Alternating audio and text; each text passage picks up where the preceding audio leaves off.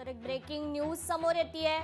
पागडी मुक्त मुंबई करायची आहे असं वक्तव्य आदित्य ठाकरेंनी केलंय। आदित्य ठाकरेंनी एकनाथ शिंदेंचा फेकनाथ शिंदे असा उल्लेख केलाय। पोलिसांना राहायला चांगली जागा मिळाली पाहिजे असं देखील आदित्य ठाकरे म्हणालेले आहेत। तर पागडी मुक्त मुंबई करायची आहे असं आदित्य ठाकरे म्हणाले।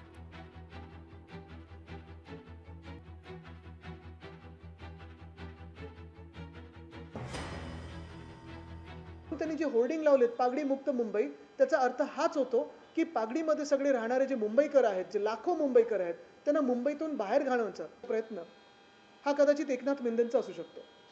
पण बघा ना, जे मी फेकनाथ मिंदे एवढ्यासाठीच बोलतोय कारण सगळ्या गोष्टी तर फेक आहेतच, पण ही घोषणा देखील अशी फेक आहे त्यांची घोषणा काय आहे, जर मी नीट ऐकलं असेल आणि तुम्ही पण नीट ऐका, ते त्यांच्या स्क्रीन व्हिडिओग्राफ पण आहे।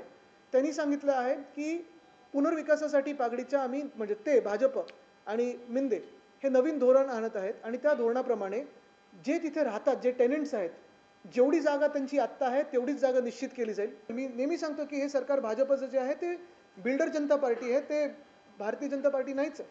आणि खरोखर तुम्ही पाहाल की सगळ्या ज्या घोषणा आहेत ते बिल्डरांसाठी केलेल्या आहेत।